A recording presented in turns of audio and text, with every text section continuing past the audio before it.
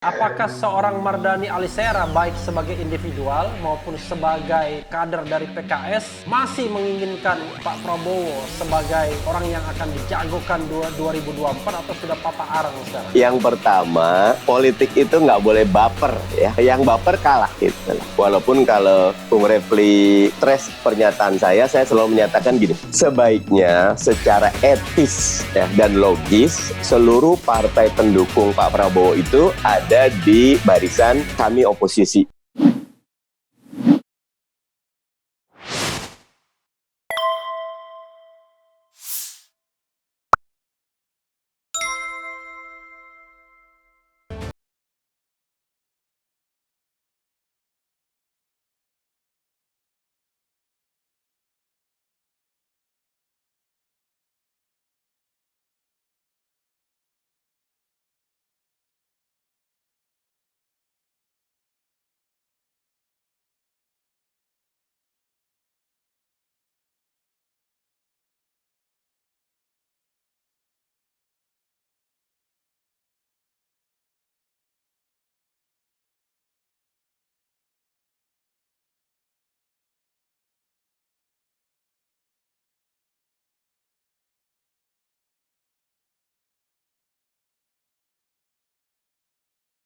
Pertanyaan menohok pertama adalah setelah 2 kali dikhianati Prabowo Subianto, ya. Pertama soal masuk kabinet, ya kan? Tiba-tiba direkrut sebagai Menteri Pertahanan.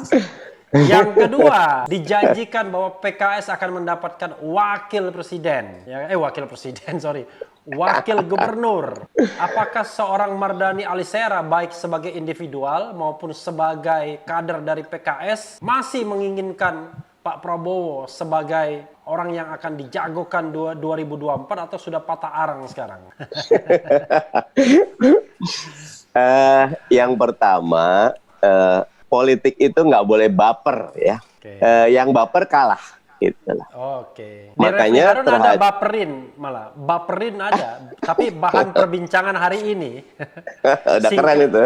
Iya, baperin itu bahan perbincangan hari ini. Silakan, Bung. Jadi sampai sekarang kami dengan Gerindra tetap bersahabat dan kita tidak bisa intervensi kepada keputusan Gerindra yang bergabung dengan Pak Jokowi. Walaupun kalau Bung Refli trash pernyataan saya selalu menyatakan gini, sebaiknya secara etis ya, dan logis seluruh partai pendukung Pak Prabowo itu ada di barisan kami oposisi ya, karena kita mengusung platform yang berbeda, calon yang berbeda, cara kerja menata Indonesia yang berbeda. Tetapi di demokrasi Indonesia yang masih tumbuh ini segala hal bisa terjadi. Jadi nikmati saja.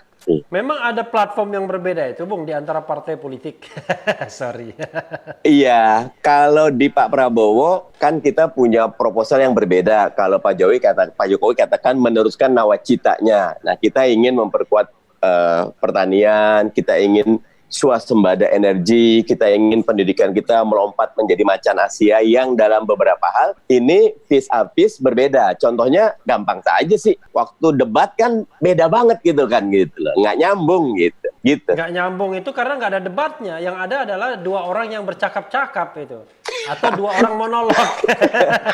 Yang ini bilang masukan. Debat siapa itu, monolog itu, gimana? Ini masukan gimana format debat ke depan itu. Catatan kemarin, ini dari Bung Refli punya channel, kita bisa melihat mestinya ada 1 orang yang kita percayai sebagai moderator mewakili rakyat untuk mencecer bahasanya kan, kejar sampai akhir. Sebetulnya Anda tuh beda apa enggak sih? Jangan-jangan Anda ternyata tidak kuat kok kerangka pemikirannya. Anda tidak punya pemahaman geopolitik yang kuat. Anda ternyata tidak punya pemahaman bagaimana reformasi birokrasi. Anda tidak layak jadi presiden. Fair kok. Buat saya rakyat perlu ada moderator yang berintegritas, kita pilih aja beberapa orang. Cuman masalahnya, Bung, di Republik ini orang sudah tidak percaya lagi. Masalah trust ya. Mungkin Bung Mardhani percaya saya, mungkin ya. Tapi partai lain tidak percaya saya, ya kan? Atau sebaliknya. Tantangan saya, Bung, kira-kira ya, kalau misalnya 2024 kita mau debat lagi dan kita membutuhkan moderator yang mencecar itu, kira-kira siapa moderatornya? You can name one person. Najwa Shihab, kalau saya tampil di mata Najwa bikin saya deg-degan terus karena nyecer terus ya. Beberapa isi dialognya Bung Refli buat saya menarik. Nyecernya sampai keluar jati diri dan kebenaran dari seseorang. Bisa. Gitu ya. Jadi saya berpasangan dengan Najwa Shihab berarti. Bisa berpasangan, bisa sendiri. Kalau buat saya lebih baik satu sesi sendiri lagi. Karena apa? Kita perlu orang-orang yang kita berikan, gini, orang ini harus quote and unquote out of the box. Dia harus berani. Anda calon presiden, Anda akan dapat kekuasaan super istimewa. Bung Refli pakar tata negara. Di undang-undang kita, pasal tentang presiden itu seingat saya 17. Pasal tentang DPR nggak sampai 3. Yang lain nggak sampai 3. Jadi kekuasaan presidensial kita ini luar biasa. Dan karena otoritasnya demikian besar, ya jangan percaya kepada debat-debat yang permukaan. Dia harus masuk menukik ke dalam. Sampai ketahuan pilihan etisnya seperti apa, kerangka logisnya seperti apa, dan kemampuan teknokratisnya seperti apa. Dan itu perlu. Kemarin dua-duanya sulit kayaknya. Kalau tidak ada kepean di awal itu kayaknya bingung mau ngomong apa. Kalau bab itu ya gini, kita nggak bisa menilai ketika kritik saya buat KPU format 2 menit, 1 menit, terlalu sibuk ini kok. Yang berperan kalau dilihat antara calon presiden atau calon wakil presiden dengan moderatornya, kok kayak banyak moderator gitu loh. Karena banyak, jadi kita lebih ke prosedural, harusnya substansial, harus berani. Sekarang saatnya, contohnya nih di YouTube itu kan survival of the fittest. Ente punya channel nggak menarik, nggak ada yang lihat kok. Ente nggak masuk ke dalam, nggak ngebongkar, nggak lihat kok. Ustadz Abdul Somad kalau nggak dibongkar misal, mungkin nggak akan sampai hampir 1 juta. Buat saya luar biasa. Nah, yang lain biasa, nggak dapat luar biasa. Jadi buat saya sebetulnya demokratisasi sudah dimulai ketika ada orang-orang tertentu mampu untuk menampilkan kinerja dalam tanda kutip yang mungkin tidak difasilitasi negara tapi menghasilkan manfaat yang setara atau bahkan lebih dari institusi yang difasilitasi oleh negara. Begitu. Cuma kalau mencalonkan saya sebagai moderator berdebat di 2024, bisa-bisa ditolak kedua kubu. Kalau kubunya dua lagi. Makanya usul saya nggak boleh, justru bahasa debat ini nggak boleh minta persetujuan kiri kanan. Calon tuh nggak tahu apa-apa gitu. Yang diperlukan itu genuinnya, yang diperlukan originalitasnya, yang diperlukan kan misal pertanyaan apapun seorang pemimpin itu selalunya all around. Seorang pemimpin itu suka pengetahuan, seorang pemimpin itu punya pegangan moral. Kalau suka pengetahuan, all around, punya pegangan moral, bahasa saya everything rise and fall on leadership. Dia bisa kok jawab apa aja gitu. Misal reformasi birokrasi. Kalau calon kemarin nggak bisa jawab apapun. Saya susah nilainya ya, karena biar fair pertanyaan-pertanyaannya juga diformat secara prosedural. Coba kalau diformat secara substansial. Nah ini mungkin sekaligus membongkar. Nyuwun sewu ya, beberapa dari kita itu nggak sopan banget sih tanya sama calon presiden seperti ini. Ini bukan bab sopan atau tidak sopan gitu. Kalau dalam hadis itu ada kitabur rijal ya.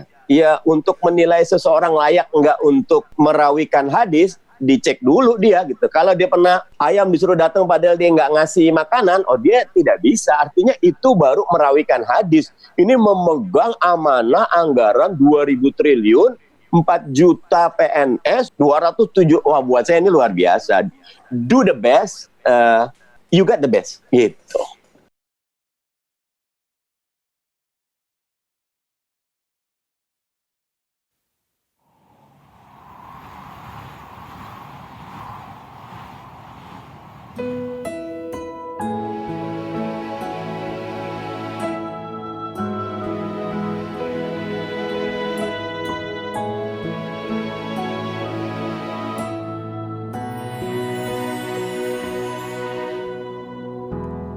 Ketika matahari